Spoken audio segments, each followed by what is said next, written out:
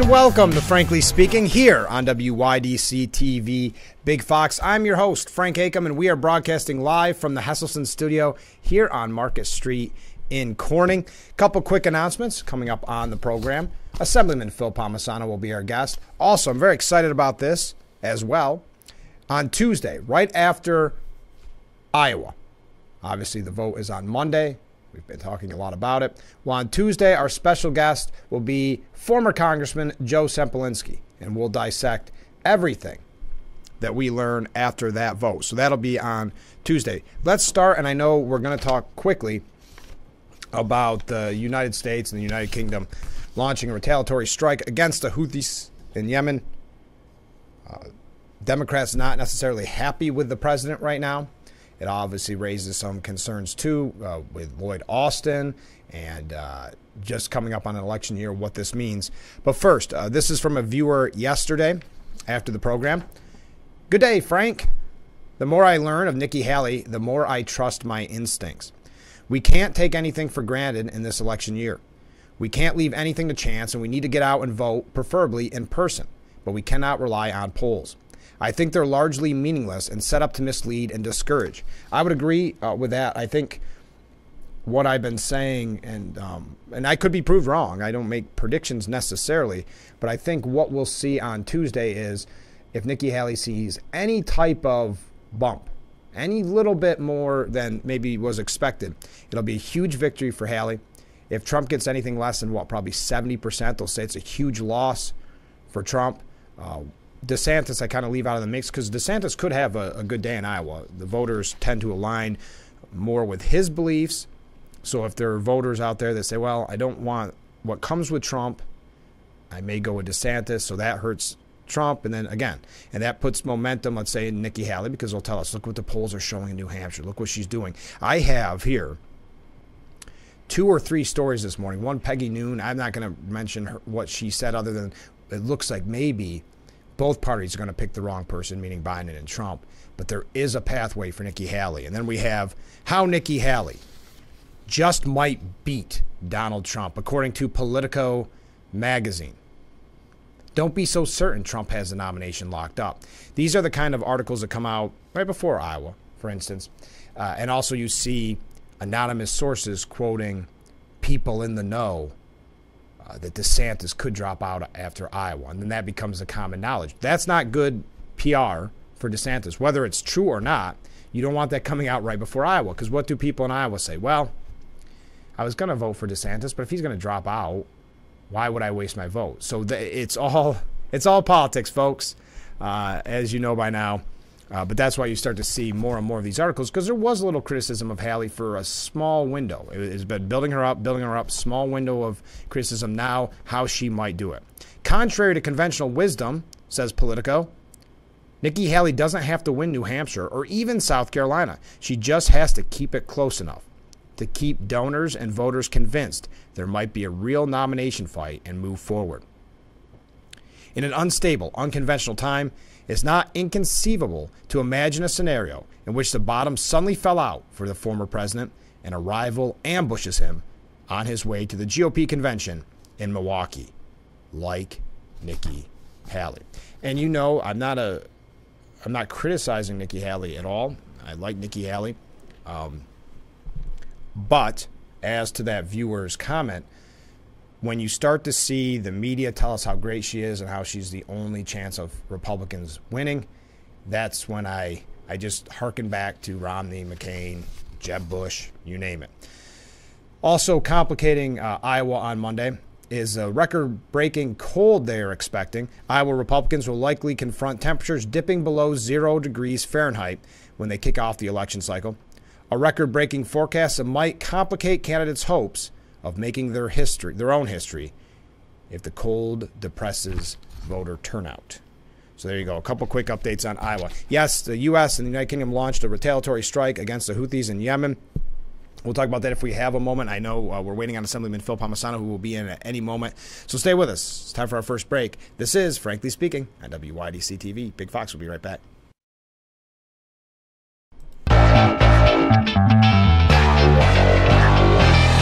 We are back with Frankly Speaking, broadcasting live from the Hesselson studio here on Marcus Street in Corning. We're going to be joined by Assemblyman Phil Palmisano in just a moment. Again, a reminder, everybody calls them election headquarters. Well, we're your election kind of war room, if you want to think of it that way, because on Tuesday we will have former Congressman Joe Sempolinski. So he'll be joining us on Tuesday to dissect everything that happened in Iowa. Our Assemblyman is here. Go ahead and sit down. Phil, I'm just got to catch up on a couple things. We'll take another break, and then we'll start right on. I mentioned the retaliatory strike in Yemen. There's some criticism here, according to CNN, because the president acted after both Nikki Haley and DeSantis criticized him for being too slow. Also, you have the Lloyd Austin issue, who remains in the hospital following complications after surgery from prostate cancer.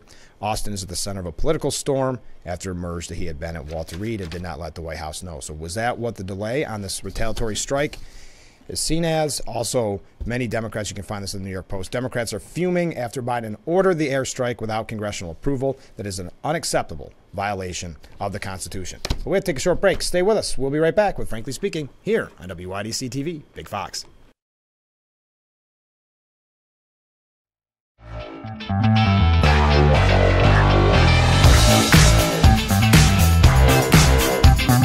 Welcome back to Frankly Speaking here on WYDC TV Big Fox. I'm your host, Frank Aiken. We are broadcasting live from the Hesselson studio here on Marcus Street in Corning. And I'm being joined by Assemblyman Phil Palmisano. Good morning, Phil. Good morning, Frank. Good to be with you. Happy New Year, by the way. Happy New Year. Boy, it went quick last year, didn't it? It sure did. Here we are, presidential year. Yeah, it's been a good year. We're not going to get into that. We've got a lot to talk about. So, state of the state, what did you think overall? I was talking to Sheriff Allard yesterday. I saw the New York Post said there's a glimmer of hope, but they still gave it a 1.5 star.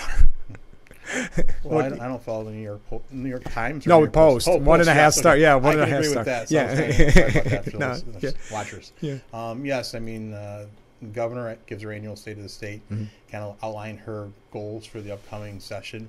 For me and for many of my colleagues, it's really what happens this upcoming week when she presents her budget, to see the details on how she's going to pay for things, what the budget situation looks like. I will say, there are a couple of things she brought up that I was very supportive of. Her mentioning is certainly number one, the issue with mental health. I mean, yes. We have a serious mental health problem, accessibility and affordability. We saw that. I'm really concerned about, especially our kids in our schools. Yes. More we can do to reach our kids in our schools. I mean, COVID certainly exacerbated the problem and made it much more worse with everything that went along with that. So I think we really need to have a focus on mental health. So that I was really happy to hear her talk about. The other thing that I really actually was the first one to applaud, and which in the chamber, was she said she wanted to empower local law enforcement to shut down the sticker stores. These sticker stores, which are a scourge in our local communities. So, many of my colleagues on the Democratic side of the aisle didn't want to have penalties in there for those issues. They just want to allow the Office of Cannabis Management to deal with the closures, and they don't have the staff, they don't have the wherewithal. It's not whereas working. If we can let the the Corning PD go in, if there's a sticker store pop up, go in and shut it down. That's what we need to do, empower them. We need to make really strong penalties. That's the legislation we had that we did the press release with the sheriffs and local officials last year. Well, as Sheriff Allard was saying yesterday, he's called and said, I will do this for you. Just let me, just empower me. So I'm glad. And I just saw another thing in the Post today, that there's one legal marijuana store in New York City surrounded by 30 illegal shops. Yes. I mean, we could not have handled this rollout more poorly. And we said there's going to be problems with it, but they were trying to rush it through, and so it's very problematic. But if this goes through, this would be a very positive thing to deal with this issue. Really help, I think, a little bit more of the quality of life, so these sticker stores don't just keep popping up on Market Street or wherever it may be. They're everywhere. They're everywhere. It's really terrible. I was glad that I was glad to see her mention shoplifting. It seems almost a little bit too late, and also there's no with bail reform and things. There's no penalty. Right. So is this all just kind of window dressing and trying to make it look like she's tough on crime? The problem is, she wants this task force to deal with it. Right. But when it comes to increasing penalties for these crimes, they don't want to do that to make sure that great that they're eligible. But what is the tougher penalties for these crimes so that it be a deterrent as well? And that's the problem we see with the criminal justice policy that they continue to be coming out of the state by the progressive legislature and this governor who goes along with them.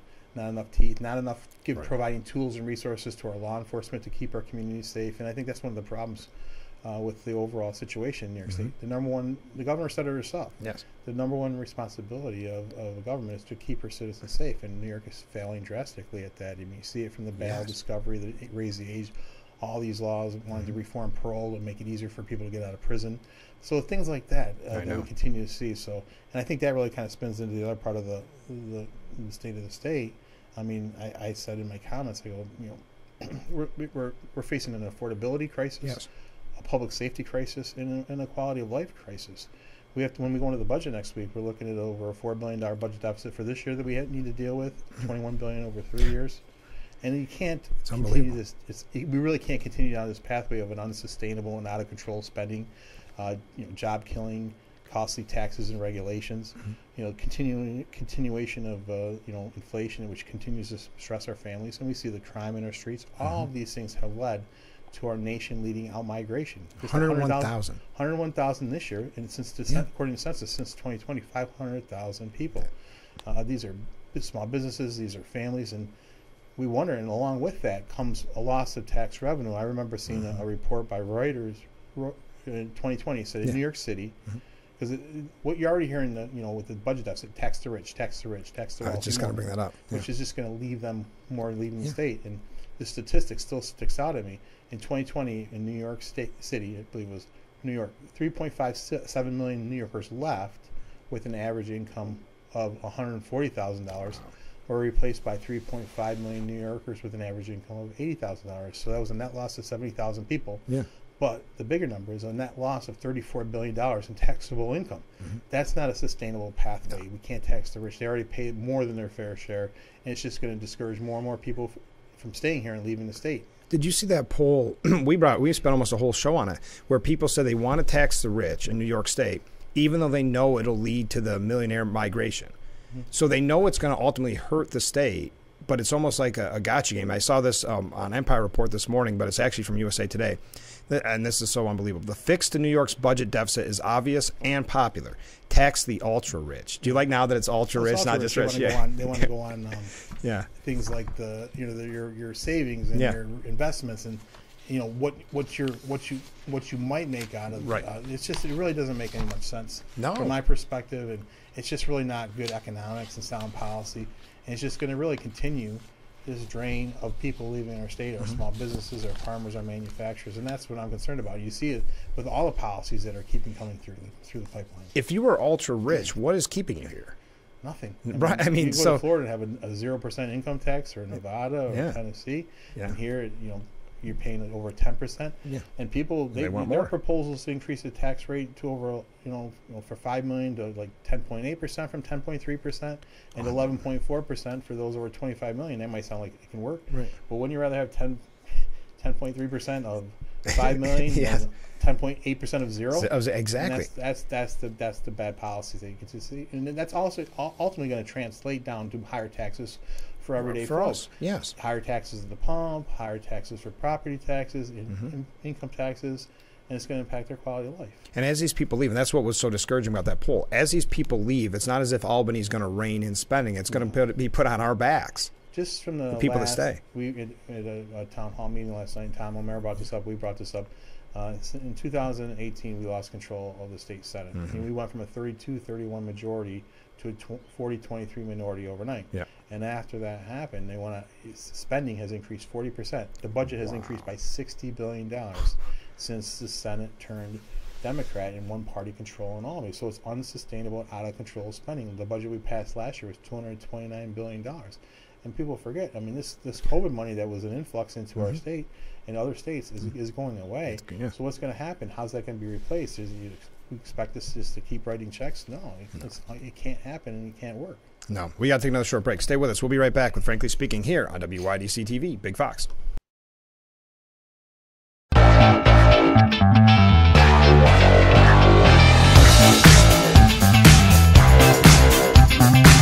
We are back with Frankly Speaking here on WYDC TV, Big Fox. We're being joined by Assemblyman Phil Palmisano. Phil, yesterday, this is something we've talked about a little bit in the past, but we want to focus a lot on energy on today's program.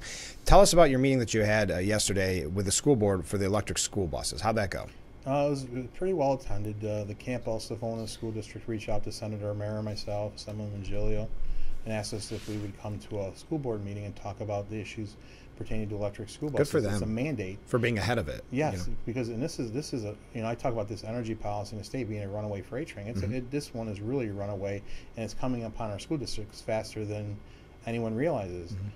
In the budget of 2022, basically they put a mandate in place that said every new school bus that's purchased beginning in July 2027 had to be a zero emission school bus, which is basically an electric school bus. Yeah. And on top of it, they would have to convert their whole entire school bus fleet by 2035. And this is kind of mind-blowing to me from the fact that the state of New York isn't required to convert their heavy-duty fleet until 2040. They're said they're going to convert their light-duty fleet by 2035. And the state of New York also, we initially had benchmarks in there saying, okay, by 2025, 25% of your vehicles had to be electric.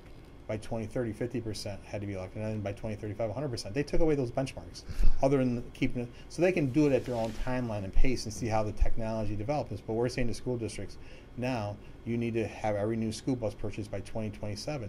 Well, let's talk about that for a minute. Yeah. Right now, a new school bus, diesel school bus, which is the general school bus that most schools use, costs about $125,000, maybe $150,000 with bells and whistles. Sure. An electric school bus costs anywhere from $400,000 to $450,000. Wow. And I mean, that's mind blowing. And these are approved by the voters. Yeah. I mean, when I went to vote in the Corning school vote this year, I remember I think it was over $800,000 for multiple school buses. Yeah.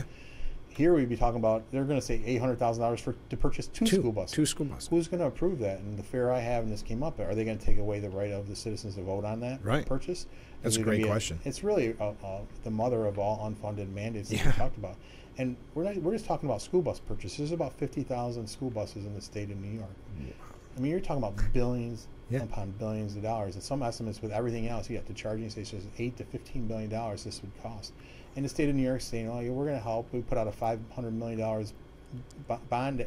There's a $4.2 billion environmental bond act that was passed. $500 million is earmarked for schools. That's not even. They'll breeze through that. Yeah. Even with the federal government, it doesn't even begin to come close. It's going to be borne by the local property taxpayer. So it's not just the school buses. You have to implement the charging stations. I mean, that's a significant cost, millions of dollars.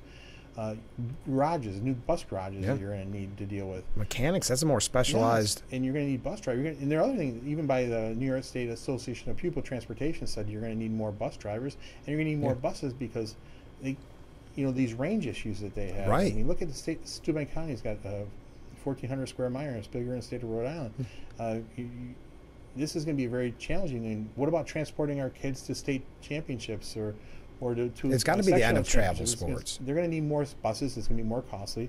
So that's one part of it. So you got the school bus purchases themselves, not to let alone the range issues that you have with these issues. If you turn on the heat, turn on the air conditioner, that drains the battery. Sure, of course. They don't need to charge it 100%. They want it to be 80%, and all these things impact them, and it's not proven really.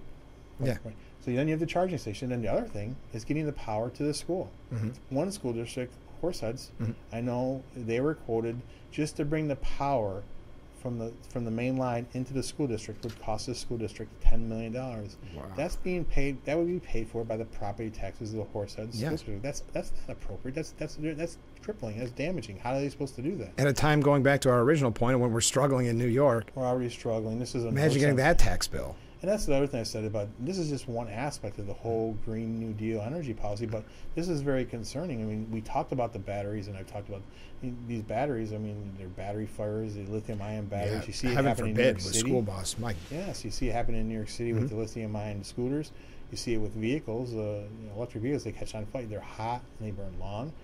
And then you could have it with a school bus. I mean, how much time are you going to have to get a kid out? I mean, I'm very, very scared about this pathway. And it's just a move all to go green, and it's not so much green. But it's all part of this whole energy plan. Well, it's green. Yeah. It's green. Yeah, the only thing, that's the only thing I said. The only thing green about this green energy is what it's going to cost you in increased rates for your utility bills, increased tax dollars, and increased other costs for purchases you need to, electrify your home, electrify your house, your vehicles, everything. Yeah, I mean, this is all on our back. At a time when Governor Hochul somewhat addressed it in her State of the State, which is the mass exodus of people, how is this going to help? I mean, how many times have you got your tax bill and you thought Pennsylvania's looking okay or wherever, you know? But now you add this kind of on top of it? It's amazing. I mean, she said in her budget she wants to address the affordability crisis. Yeah.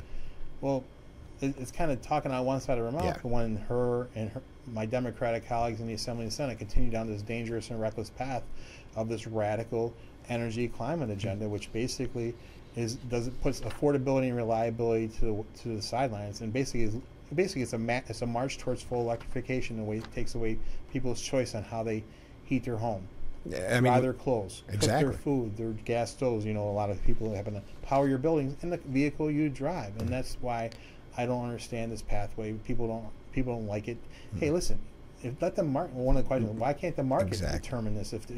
If a school district wants to buy electric school buses, God bless them. Yeah. If the listener out there wants to buy an electric vehicle, good. No one's stopping them. No one's stopping them. But don't mandate that we have to do it. I mean, you're talking about where are you going to put the charging stations around? You know, not everyone has a garage, and then how are you going to handle that process? I mean, it's just and the grid can't handle this. The grid can't handle it. I mean, even I think NYSEG's told one of the schools it would take 7 years just to bring the power.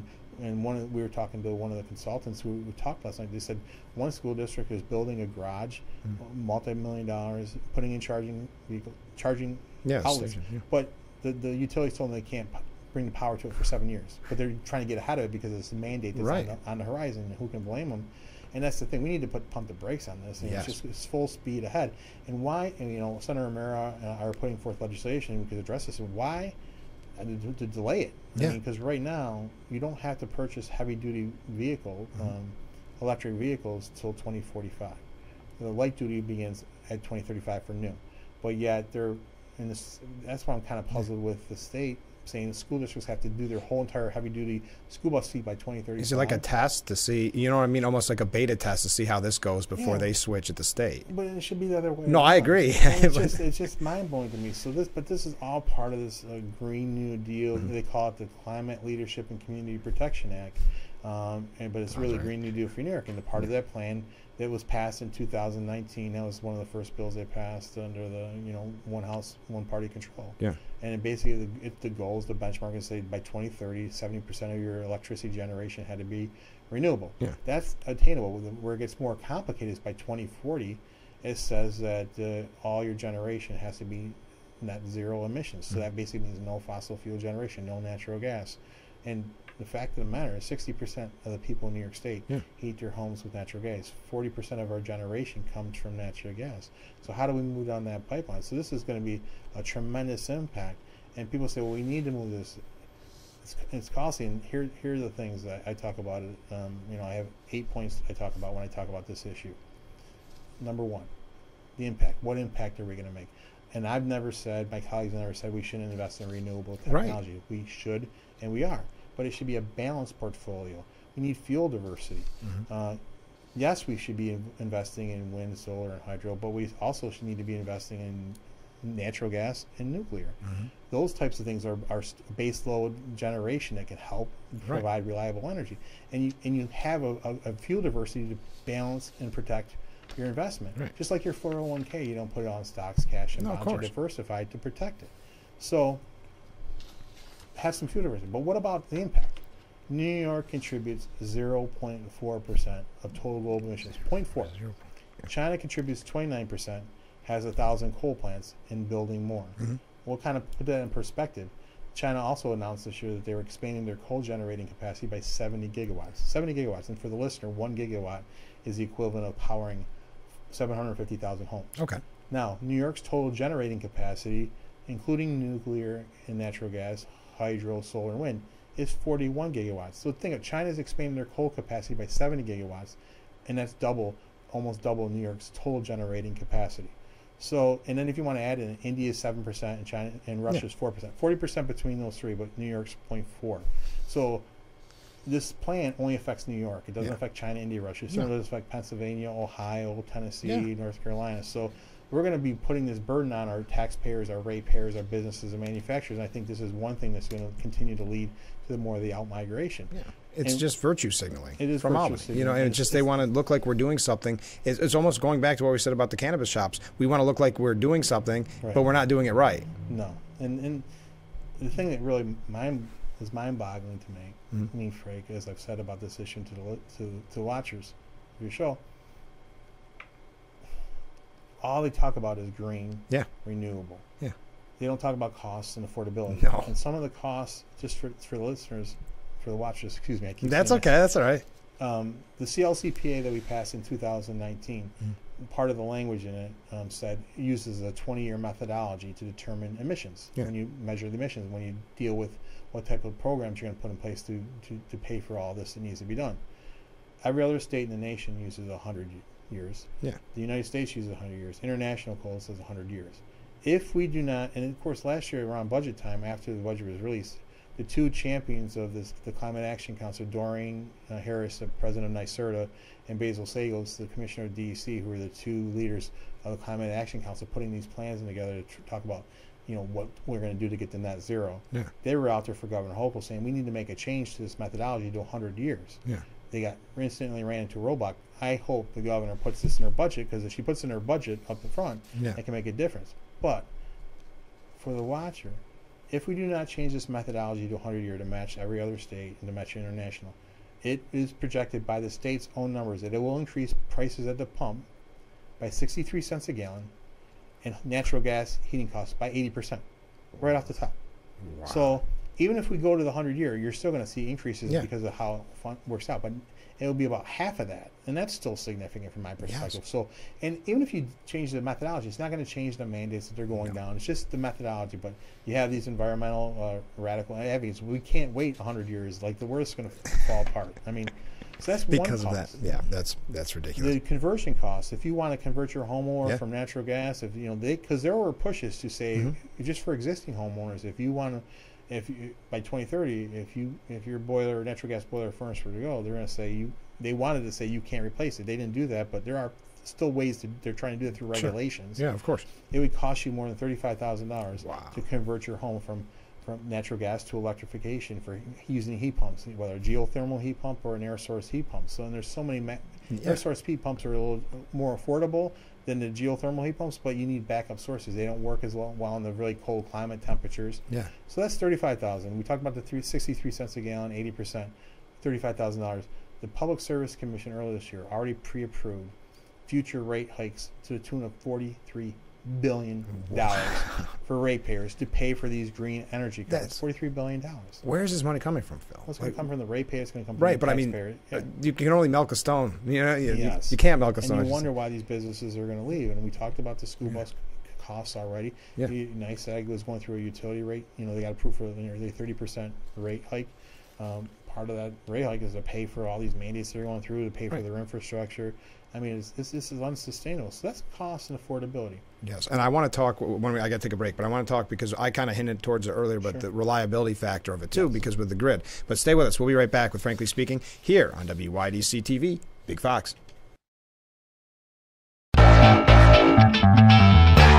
We are back with Frankly Speaking here on WYDC TV, Big Fox. We have our guest, Assemblyman Phil Palmisano. Before we get back into energy policy, I did receive this from a viewer. How much of the budget is focused on the illegal immigrants? The state paid $15,000 to each illegal immigrant that reported they paid taxes. Where in the budget is there room for such things? Well, I'm not sure where there is room in the budget for these things, but last year, the budget, we'll know more about this when the budget comes out next week, what the plan is, what her proposal is. She didn't really talk about it during her State of the State last week or this week, so she got some criticism for that. But again, a lot of these policies we have to see what comes out in the budget. But last year's budget put in place $1 billion to provide $1 billion in assistance to New York City to deal with the migrant issue, and then of course Marriott tried to ship them upstate New York. So while they contracted with a no-bid contract company that had problems and issues with that, but we'll see a little bit more on that. But this is going to be a problem for sure that's going to strain our budget, and we're already facing a $4+ billion budget deficit this year. And the New York City folks, legislators are going to be pushing for more money for that. So which means Yeah. Our tax dollars are going to go to support illegal immigration. This is really falls back to a failure of the president to lead and secure the border.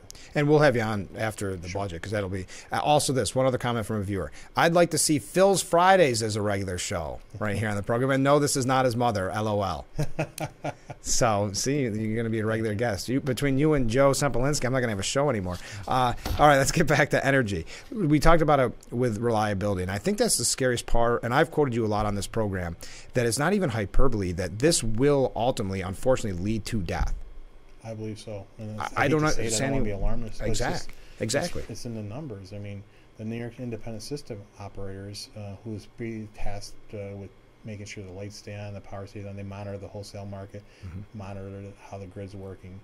And they've already signaled really concerns regarding the thinness and the reliability margins, especially in New York City, that they talk about possible future blackouts. They want to get rid of fossil fuel, natural gas, peaker plants, and that's a concern from my perspective in the immediate. But what this also does from the reliability perspective is right now our peak energy demand season is the summertime because of the high use of air conditions. With the mandates for electric vehicles, with the push for electric heat pumps, you're going to switch that whole energy demand to the wintertime. Yeah. When people are trying to heat their homes and stay warm. Look what happened in Buffalo last year, where 40-plus people lost their lives in a storm. I mean, can you imagine relying on electric heat to heat your home? I mean, it's just mind-blowing to me. So it's very concerning. But if you want to get to a bigger perspective of the reliability for future years, here's one of the biggest things. The NYSO has also said by 2040, to meet these mandates, to meet these goals of zero emissions, that's 2040 is a net zero generation. Yeah. You need 27 to 45 gigawatts. Wow.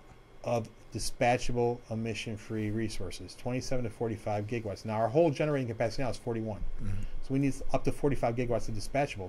Now, keep in mind, dispatchable is not wind and solar. That's intermittent. It only works when the sun shines or the wind blows. Right. So it's not dispatchable. And so what's this technology that's going to replace this by 2040? It does not yet exist. They haven't identified it. They haven't proven it. They haven't tracked it. We don't know what it's going to be. And anything that has a fossil fuel base to it, the advocates, the climate guys said it can't be that. It can't be that. You just need wind and solar, but you need just reliable energy.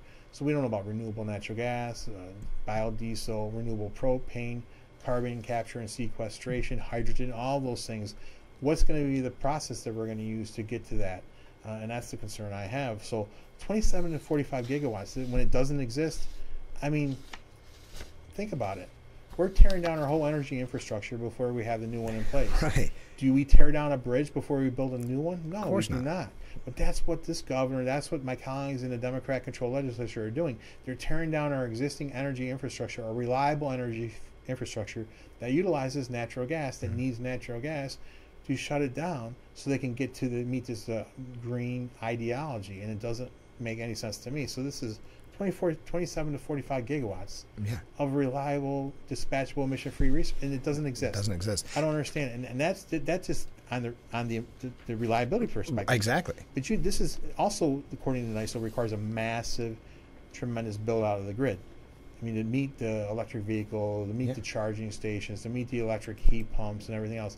What's we need the to cost? Build out the grid. Yeah, the cost. They don't know. I mean, it's like a come as you go, but it's going to need 124 gigawatts of additional capacity. Triple our current capacity, 41 gigawatts. 80 to 90% of that's got to be renewable. Yeah. And that's mind-blowing to me. I mean, again, it's the cost of this, and it's already being passed on. You see it in your utility bills. The Champlain Hudson Express to bring hydro from Quebec down to New York City. We have the Clean Path that's up in upstate New York. This is trying to be designed to bring transmission from our renewable projects in upstate New York to take it down to New York City. Right. Because 90% of our generation upstate New York is already emission-free. 90% of the generation downstate is fossil fuel. And they had the brilliant idea, for political reasons, to shut down Indian Point that provided 25% of the power to New York City, a reliable source of energy that went 24/7, because that's what dispatchable means, going 24/7. Right. Emission dispatchable wind and solar is not that, and the capacity of wind and solar doesn't work all the time. So it might be a 25 megawatt, but it only works 25 to 30% of the time. You're not working. So that massive build out and reliability is very, very concerning to me. And I do think, too, people should realize, and I don't want to keep sounding like a broken record, but, we're talking rural areas that we live in. So if we lose power, we've all lost power, and we know how inconvenient that is. But imagine now that you're depending on that for your heat in the middle of the cold winter. You're depending on it for now. Everything that in the old days, if you lost power, you could still start your gas stove and cook. Now you have nothing. You're on a deserted island until whoever they are, come and fix it. Right, but that's okay because you're protecting and saving the world and the environment. Right. And even though we're only 0.4% of the emissions, and China's 29%, and they're going to be warm and toasty with their coal plant generation and 29% of their emissions. Yeah, we're going to talk more about this. We got to take another short break. Stay with us. This is Frankly Speaking here on WYDC TV, Big Fox.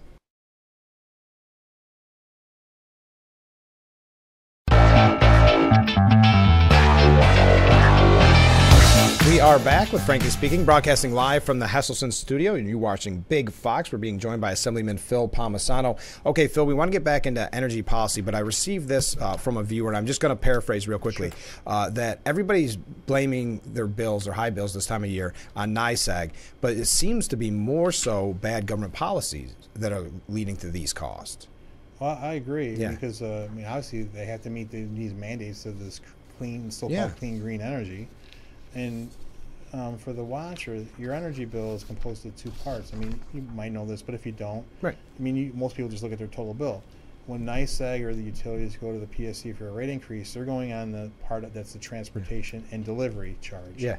That's to deal with your wires, your poles, improve substations, things of that nature. So that's when they go for the PSC. They come forward with a rate proposal, and it usually gets negotiated down. In NYSEG's case, they really got almost all that they asked for. And you're seeing that with some of the other utilities, but it's the mandate that's coming on. The thing that's hypocritical to me is I have a colleague in another community, I won't specifically mention them, who wrote a letter blasting to the governor, blasting the NYSEG rate increase, which I can understand being upset about. Sure. And Governor Hochul came out up in arms about it. But where were they when the PSC approved $43 billion in future rate increases to pay for the Green New Deal? Yeah. For their policies, they're quiet. And the fact of the matter is that because it's that one bill, what they're talking about with the NYSEG bill is for one part of your bill, probably about the transportation delivery can be up to 50% of your bill. Then there's the supply side, which is it goes through the marketplace, and then there's taxes, fees, and assessment. Taxes, fees, and assessment represent about 20 to 25% of your bill, and then the supply usually is around 25 to 30%, given the numbers. And what they're doing on the supply side, I questioned the Public Service Commission chairman during a hearing. They're taking these programs and they're basically socializing it to all the ratepayers. I mentioned earlier about the Champlain Hudson Express line to bring power to New York City and to take power from upstate New York renewables and through the transmission down to New York City and the offshore wind. They're subsidizing that with all ratepayers. So we're paying that for upstate New York to bring the power downstate. Yeah. So how is that fair or right? Typical. So I mean that's where this is going with these policies. So yes, it's the policies. I mean, the utilities. I'm not giving the utilities a clean pass on this. No, of course. But their goal is to provide reliable energy and make sure the systems, so they can do the tree trimming. Because I also sat through a 14-hour hearing when there were power outages we did for energy. And they're talking about the downstate and they, going after these utility companies because they couldn't get the power on back quick enough because they had trees down and they can't do some of the infrastructure they need to do because they have to go to the state for the rate increases to deal with those things. So it's problematic. And then I know we were going to talk about just the cost in general. We've kind of been touching on it all, but where are some other places that we're going to be affected? Well, I mean, I think property taxes for one. First of all, our generators in New York State right now pay $1.7 billion in property taxes annually. If they go offline, that's going to be a hurt burden to our property taxpayers. The other thing is our utilities. Like Corning Natural Gas, they pay property taxes on the gas that goes through their pipes. If gas isn't permitted to go through their pipes, you're going to depreciate that asset. That's a good point. That property tax burden doesn't go away. It just gets shifted to everyone else. So that's one big thing I see. The other area that's really you're seeing everywhere you go when you drive around here is land use. You see solar farms, solar. I'm not going to call them farms. Projects. Wind projects going up all over the community, and they take up a great deal of land use. And let's specifically just talk about solar for a minute, because the Climate Action Council plan, they need more solar. They talked about wanting to put additional 60 gigawatts of solar. 60 gigawatts, remember? for 1 acre, for 1 megawatt of solar requires up to 8 acres Okay. of land. Okay. So now let's talk about 60 gigawatts. You're talking about 480,000 acres of land to meet that goal. Now, where's that land going to come from? It's going to come from upstate New York. Yes, 'Cause of they don't have course. the land in New York City. They're not going to be able to implement rooftops. Or Right. They're going to look to us. So they're looking for us for the transmission. They're looking for us for the generation of the wind projects. And you see it. It's typical. You see the other areas with the wind projects. They take away total local control and local input on siting wind and solar projects. Is basically they have this new program through the state called ORIS that basically to fast track these projects. So a local community can say, we don't want wind, we don't want solar. Well, you're going to have to. Yeah, too bad. And you can't even have a voice on the committee. They used to have, at least a town board member or a county member on the committee that had a voice with the other 5 members of the sitting board. They got rid of the sitting board process in Article 10 and basically went to this process ORIS to speed line the process, and that's kind of cute. That's kind of frustrating to me. So the land use issues and taking away the home rule, local control, and also they changed the evaluation assessments models for wind and solar, and that's going to basically has the opportunity to really hurt our local communities, and they can just petition the state to go through this other process, because right now a lot of our wind and solar projects our wind projects especially are done through pilot agreements to put money into the school districts, the money into local communities. The idea is to negotiate those rates, but if these developers didn't like it, they could try to go the different route through the valuation assessment program and basically shortchange the local community. So not only are they not going to have a say if they're going to have wind and solar, now they're going to get shortchanged. They could possibly get shortchanged on the financial end of it, and not get the tax revenue on top of it.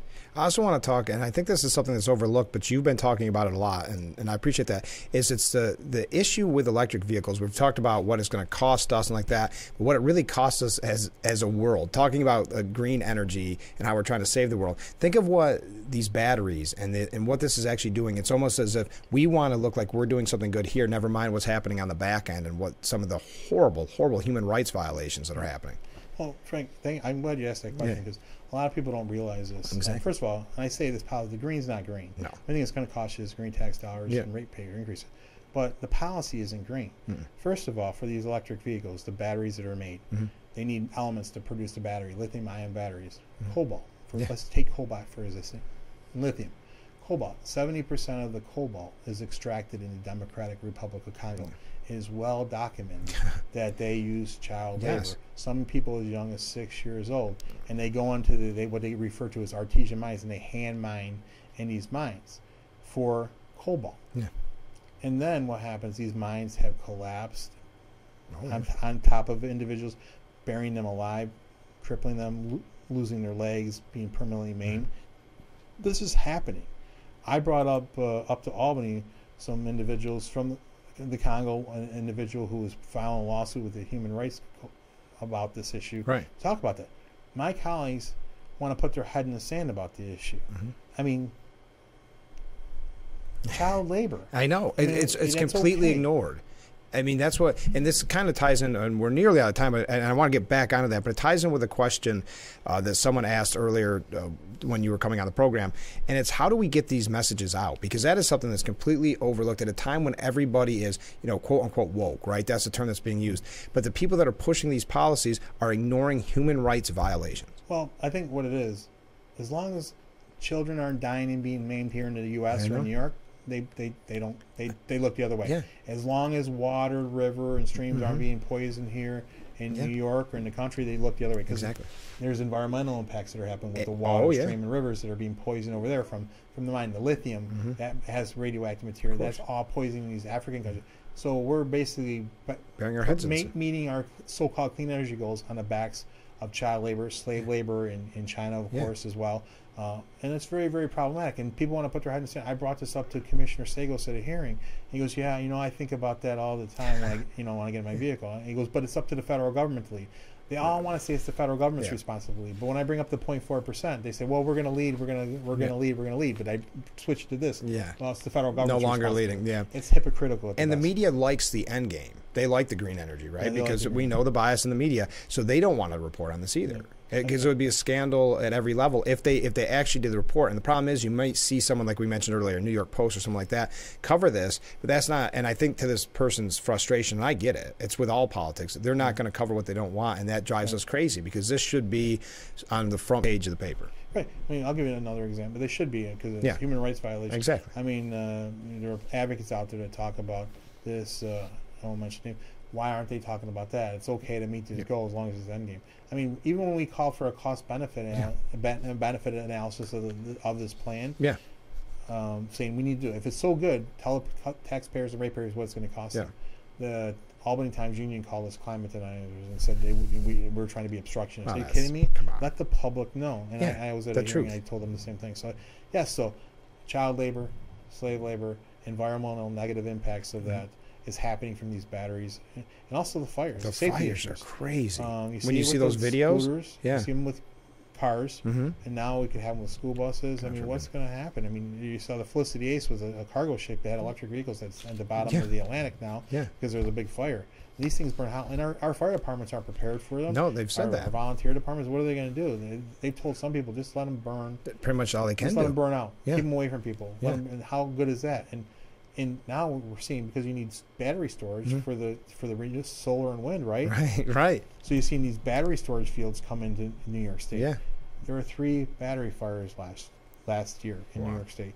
Governor Hochul said they got some kind of commission looking at. Well, there were no damage to the atmosphere.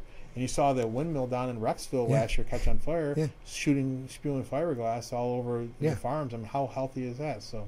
No, it's all for show. And finally, because we are out of time, I want to talk about the energy security in general. Yeah, I mean, this is really, we're turning our whole energy security policy over to China, period. That's it. Instead of being energy independent, using our natural gas that we have here in New York or in the U.S., basically, they want to go to solar, right? Well, number one, 80% of the solar is made and manufactured and processed in China. 80% of solar.